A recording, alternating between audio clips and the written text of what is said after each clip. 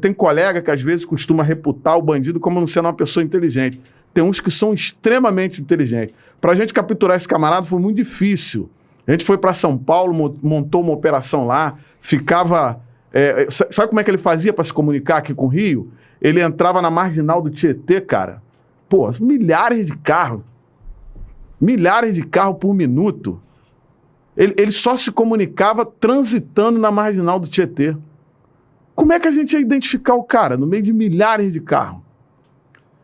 Para vocês terem ideia, em determinada ocasião eu falei assim, cara, vamos parar, vamos ver a antena, vamos parar e vamos de carro em carro, cara. Eu meio afobado, né, meio ansioso.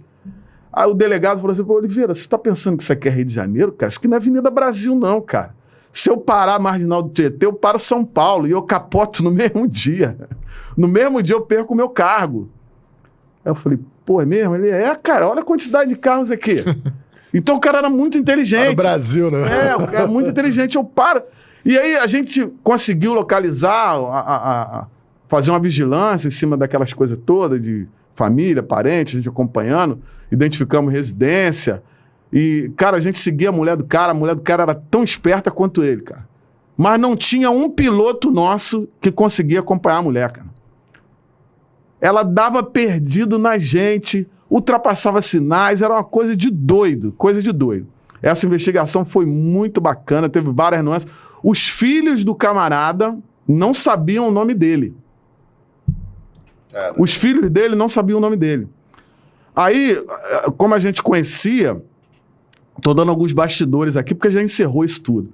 Como a gente conhecia a família, a gente conseguiu identificar aonde os filhos estudavam. Então, um delegado conseguiu se infiltrar com os filhos na festa da escola dos filhos do cara.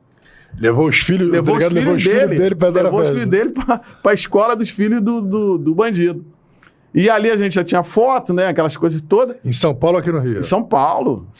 A base dele era em São Paulo. O Robinho Pinga que você falou. Robinho Pinga. A base dele era em São Paulo. E aí ele seguiu a família, a gente conseguiu identificar onde o camarada morava, vigilância.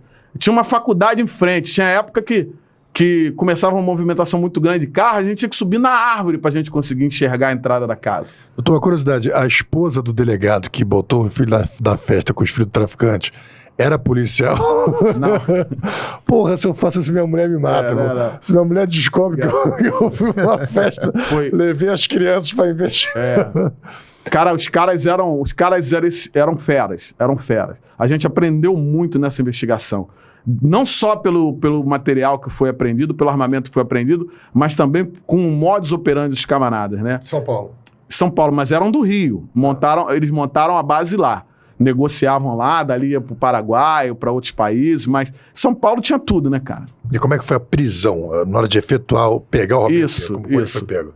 E nessa ocasião eu vim para o Rio, porque eu tinha uma delegacia ainda para cuidar aqui. Então eu ficava lá 2 semanas e vinha para cá. Eu lembro que eu estava almoçando com o Alain, eles ligaram e falaram, doutor, o camarada tá aqui. Tô de frente para ele. Aí eu falei, mas, pô, você tem certeza que é ele? Se não é ele, é um clone. Aí eu falei o seguinte, faz o seguinte, se é ele, tem certeza, arria a cana. Porque o cara dava 1 milhão de perdidos na gente, né? Ele dava 1 milhão de perdidos. Para você ter ideia, eles falavam, 6 horas, eu tô desligando meu telefone. 6 horas ele estava dando um código que, naquele horário, ele estaria no lugar que ele marcou com aquele camarada. E aí a antena dele batia no Paraná, a antena dele batia no Rio. O cara era muito inteligente. Então, quando a gente teve a oportunidade de estar frente a frente com ele, não desperdiçamos. Aí apareceu polícia de moto, apareceu polícia de bermuda, ele não entendia nada. Ele estava onde? Numa casa? Não, ele estava na casa dele. E aí nós esperamos ele sair da casa, né? Porque tinha criança, tinha família dele, esperamos ele sair da casa e aí rendemos ele na rua, né? E a casa dele era estratégica, era colado numa rodovia. Então ele ganhava a rodovia, já era. A gente não conseguia mais.